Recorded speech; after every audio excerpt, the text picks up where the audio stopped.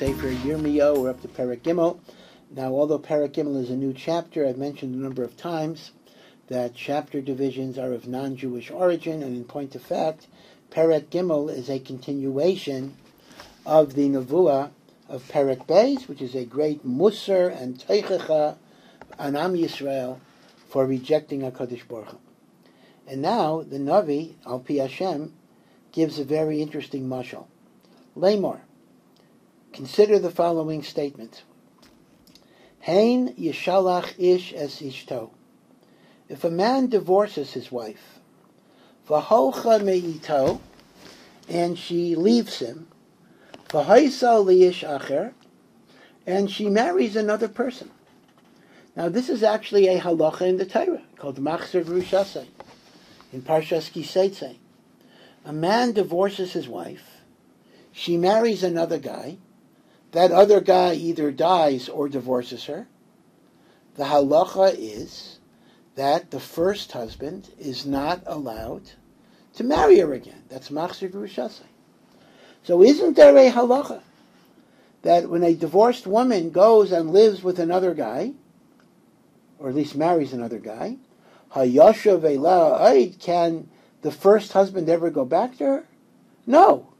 Halo, chanaf, techanef, haaretzahu. This is a language from the Torah itself. The land of Eretz Yisrael gets polluted by that tumah. It's an erva. It's a tumah. Now, that's the halacha. So what about you, Jewish people? Viat zonit reim rabim. You have left our marriage, and you have been with numerous people. How can I take you back? Right? I should apply the Torah's law of Machzer Grushas, and Hashem will not do that. But Hashem is basically saying, you are like a divorced woman who fornicated with other people. Now, we don't have the time really to go into this be'in, but the emes is a moment of reflection would show you that this mashal is a very shvach mashal. Number one, the Jewish people were not divorced. Hashem says, I never gave you a get. The pasuk in Yeshayahu, where is the get that I gave you? Number two, the Jewish people didn't marry another person. They were just unfaithful. So the mashal that the Navi should have used, which would have been b'diyuk, a mashal analogous to the situation of Am Yisrael, is if a wife commits voluntary adultery while she is married to her husband, she cannot go back to her husband. So Hashem says, how can I take you back? You committed adultery on me. But to invoke the principle of Machzer Grushasei doesn't really fit, because Machzer Grushasei is only when there's a get followed by marriage. Here, there's no get and there was no marriage to the Avodah Zarah. So that's a bit of a tzorochian. But ben kach, whether the mashal is Machzer Grushasei or whether the mashal is a woman who commits adultery, the essence of the message is, according to the law of the Torah, I shouldn't take you back, and yet I will. That's the rachamim. That's miskaber over the din. Look at the mountaintops. There's not a single place you did not sleep. Again, the analogy is looking at the Avodah Zarah as fornication. Hashem is saying there's not a single mountaintop where you didn't commit adultery. Al adrachim yashavtu lahem karavim midbar. You were waiting on the road like an Arab. Arabs were known to be very promiscuous, who are waiting for a paramour, for a woman that they could molest or whatever it would be. You were waiting to be connected to that Avodah Zarah. Vatachanifi eretz biznusayach, and you contaminated the holiness of Eretz Yisrael with your zenus, your promiscuity. Ubira'asech, and with your evil. Vayimanu rivivim umalkosh lo'yah, and because of your averis, God withheld rain. So there was also famine. Umeitzach isha zayna hayalach, and you had the forehead of a woman that was a prostitute with chutzpah, me ant hi kalem. You refuse to even be ashamed. Again, it's making the point that even if a person does Averos, there's a certain mitigating circumstance in being ashamed and being embarrassed. But you were like a prostitute that had no shame. But still, Hashem says, right, he's interspersing the musar with chizuk. Halai me'ata, but starting now, karasli avi, you can still call me your father. Alufnu urayata, you were the teacher of my youth. You inspired me. Let me come back to you. Hashem says there's still a chance. Hayinter liolam, will HaKadosh Baruch Hu keep his anger forever? Im yishmor lenetzach, will he guard it for eternity? Hine dibart v'tasi arais v'tuchal. Even though you've spoken evil and you've done evil, v'tuchal, you can still be successful in your tshuva. So that's the end of that prophecy. Now, we then have yet another prophecy, still in Perek Gimel. Vayomer Hashem Elai, and Hashem then said to me, Bimei Yoshio HaMelech, in the days of the righteous King Yoshio. And now he's discussing how the 10 tribes that were called Malchus Yisrael were exiled decades before. And Malchus Yehuda should have seen all of the chorban and desolation of the 10 tribes, and they should have taken it as a warning to do tshuva, and yet they did not.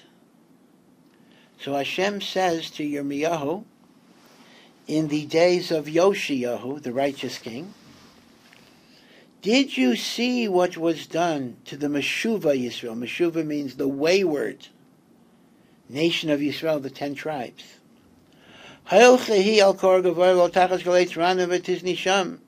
She too was a prostitute, so to speak, that went on top of every mountain and under every tree to be mezana, to be loyal, so to speak, with the Avodah Zarah. Va'imar, and I said, Acharei aseises kol eila, even after she did all of these abominations, I said, Elai toshuv, you can return to me. V'loi shava, and she did not return. And there was a golus, the 10 tribes were exiled. Vatera b'gaida achaisa Yehuda. And her sister, the treacherous, right? So Yisrael is called Meshuva, wayward, off the derech. Yehuda is called Bagaida, the treacherous one. And the treacherous sister, Yehuda, saw everything that happened to Malchus Yisrael. And it didn't have an impact on it.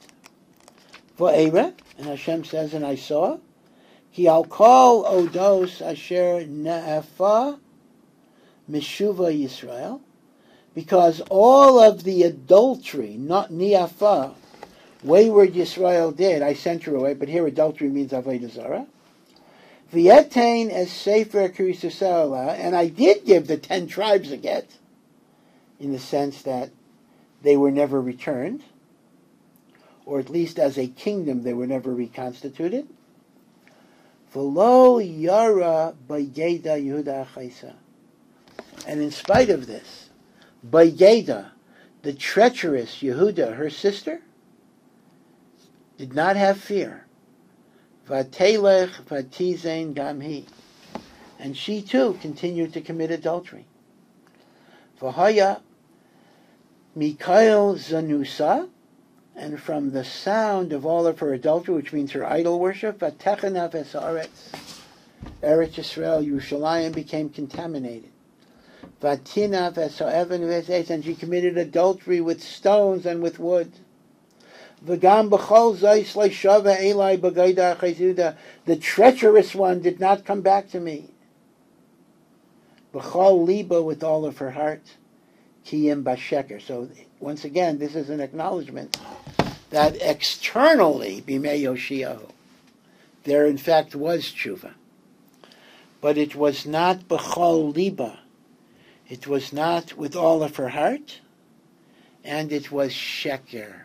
It was premised on lying and falsehood. So Yoshio was under the impression that everybody did tshuva. In point of fact, that was not the case. Vayomer Hashem Elai, and then Hashem said to me, Tzidka nafsha meshuva Yisrael mi bageda Yehuda. Meshuva Yisrael, wayward Israel, the 10 tribes, is more righteous than treacherous Yehuda. Because wayward Yisrael had not seen the nation being in exile before, so they didn't necessarily have the same reason to know that this would happen. But treacherous Yehuda saw it happen to the 10 tribes. Why didn't they do tshuva? And Holaych v'karasa, Hashem says to Yirmiyahu, go and proclaim es advarim ha'ela tzafayna. Go to the north. In other words, now this is an interesting pasuk. Yirmiyahu seems to be told, go to Assyria, to where the 10 tribes were exiled. Now there actually is an opinion. Yirmiyahu brought back the 10 tribes to Malchus Yehuda, and they were all exiled together at the time of the Chorban, which means the Jews today could be from any tribe, not just from Yehuda and Binyamin. And this might be the meaning of this pasuk, go to the north and say, Shuva Meshuva Yisrael. Meshuva Yisrael, wayward Yisrael, do tshuva, return to God, Num Hashem, lo apel panai bachem, I will not cause my face to fall, meaning to say, I will look at you, I will raise you up, ki chosed ani, because I am pious and merciful, lo eter liolam, I will not keep my anger forever. Ach, again, this seems to be a message to the northern tribes. But be aware of the sins that you committed against God. You made your roads available to strangers, strange idols.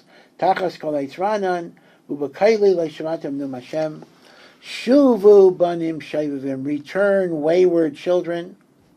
Now this is, in the context, is a musar to Malchus Yisrael, but it would also apply to Malchus Yehuda. Ki anochi ba'alti b'chem. I have had relations with you, which is a biblical phrase. I have made you my spouse. Lokachti eschem echad me'ir shnayim mishpacha, and I will bring you back, one from a city and 2 from a family, meaning in piecemeal fashion. Which means the pashtus is that even though the 10 tribes were never reunited as a kingdom, but isolated individuals did come back. So this fits the opinion that the 10 tribes were not returned in the aggregate, but it's echad me'ir shnayim mishpacha. And when that time comes, the reunification, which ultimately is messianic, so this is actually a messianic prophecy, I will give you rayim, I will give you true shepherds, leaders, kilibi, who follow my heart, Hashem says. V'ro eschem deya v'haskil, and they will shepherd you with proper knowledge and spiritual success. Right, so now we've switched imperceptibly into a messianic view, which indeed, even then, if they would have done tshuva and there wouldn't have been a churban, that could have been the Mashiach. But if that's not the case, this is a long-term prophecy. And now we have a very, very difficult pasuk in Perek Gimel. V'haya ki sirbu ufrisem bi'aretz b'yamim mahema, that after the tshuva, when God will bring you back, the 10 tribes, the 2 tribes, and eventually you will increase in population, and you will be fertile. By Yamim Mahim Hashem, in those days, the days of Mashiach, it will be said, Lo Yaimru Haid, Arain Bris Hashem. People will no longer talk about the Aron HaKodesh in the Beis HaMikdash. Lo Yaila Alev, it will not be in anybody's heart. consciousness. V'lo yizkaru bo, it won't be mentioned. V'lo yifkedu, it won't be noticed. V'lo yeyaseh oid, and nothing will be done about it anymore. So this is kind of an odd prophecy. I mean, what's the prophecy? What's the purpose? What's the statement? When Mashiach comes, there will be a time in which there won't be an Aron HaKodesh. Is that a good thing or is that a bad thing? Now we know during the first Mikdash there was an Aron HaKodesh. There was no Aron HaKodesh in the second Mikdash. That's very true, because it was hidden by Yoshiyahu HaMelech. But that's not what this is referring to, because this is referring to Yemos HaMashiach. By Yemos HaMashiach, for sure, we will have the Luchais and we'll have the Aron HaKodesh. So the Meforshim explained this pasuk, and I have to admit that the hezbollah of the pasuk is kind of dochok, but this is what they say. They say the Aron HaKodesh is the focal point in the world of the revelation of God's Shekhinah. Right? God is in the world via the Aron HaKodesh. What the Navi is saying is that the level of Ruchnius and Hisgalus, divine revelation, will be so great that there'll be an Aron HaKodesh as a mitzvah, but it will no longer be the place of Hashras HaShechina, because every single inch of land will be roy for Hashras HaShechina. So the Aron will be there like a mitzvah, but there'll be nothing special about the Aron. That's a pretty amazing statement. Bo'esahi, and when that day comes, Yikra'u liYerushalayim Kisei Hashem. The whole city of Yerushalayim, not just the Beis HaMikdash, will be the throne of Hashem. Now I want to point out that at the very end of Sefer Yeshayahu, Hashem said, Hashamayim Kisi, it is heaven that is my throne. V'ya'aretz Hadom Raglai, and the land is only my footstool. But here, Hashem will bring heaven down to earth. Yerushalayim will be Kisei Hashem. V'nikfu eleh kol hagoyim. Now this parallels many nevuos in Yeshayahu. And when that happens, when Yerushalayim becomes the Kisei Hashem, it's not just for the Jews, but all the nations of the world will visit Yerushalayim to pray to Hashem. V'lo yelchu eid acharei sheriros libam hara, and they will no longer follow their evil inclinations, even the nations of the world. They won't become Jewish. We're not makabel gerim, limos hamashiach, but they will become ovdei Hashem. They will follow HaKadosh Baruch Hu. Pasuk Yudches, and Bayamim Ahema, and in that messianic era, Yelchu Beis Yehuda al Beis Yisrael, the two tribes will be reunited with the 10 tribes. Again, it's very hard to understand this. I had mentioned there's an opinion in the Gemara that yirmiyahu himself brought them back. But this pasuk seems to clearly indicate that's not going to occur, except for individuals. It's not going to occur until Mashiach comes. But in those days, Beis Yehuda will be reunited with Beis Yisrael. Vayavo yachtov me'eretz safon ala oretz eshachatov avosechem, and they will come from the north, from Assyria, to the land that I have given to their forefathers. V'anaychi amarti, eich ashiseich babonim, ve'etein lach eretz chemda nachalat sevi tzivay skoyim, v'aymar avi tikri li, u'miacharai lo sashivi. And Hashem says, I will say, In what way can I make you the most precious of my children? In what way can I give you the beautiful, precious land amidst the hosts of the nations that want it? What will enable me to give this to you? And the answer is, when you call me your Father, and you do not turn away from me, that is how you will get all of these things. So there's a messianic prophecy here, but now we're back to the sordid reality. Ochein, bagda isha meira'ah, but the woman has been treacherous. Meireya, rather, from her beloved. Meireya, from her Reya. Kain bagadatem bi beish Yisrael num Hashem. Kail al shafayim nishma, let there be a lament from the mountaintops. B'chi tachanune b'nei Yisrael, let the b'nei Yisrael cry. Ki hevu estarkam, they made their ways crooked. Shachachu es Hashem Elokehem, they have forgotten their God. But Hashem says again, over and over again, Shuvu banim shevavim, return to me, wayward children. Erpa mishuvosechem, I will cure, I will heal your waywardness.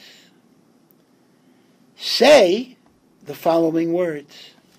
Hinanu asanu lach. We, see, you have to put like quotation marks here. We are coming to you, Hashem. Ki ata Hashem Elokeinu, because you are our true God.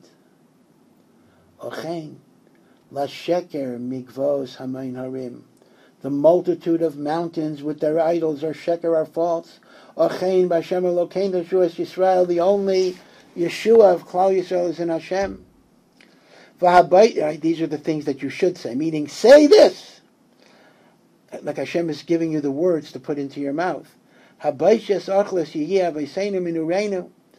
shame of rebelling against God has eaten up and consumed and destroyed all that our forefathers worked for. Sonam, Bekarim, B'neiam, Vesb'noiseiam. They've lost their wealth, their children, their daughters. Nishkava b'bashtenu, we lie down in our shame. Utechasenu klimasenu, and our humiliation is like the blanket that covers us up. Ki l'Hashem Elokeinu chatanu, because we sinned against God. Anachnu avseinu minureinu v'ad hayom hazeh, until now. V'lo shemanu b'kol Hashem Elokeinu. And HaKadosh Baruch Hu basically says, if you come to that realization and you return to me, Arpa, I will give you a refuah. So this is the end of Perek Gimel.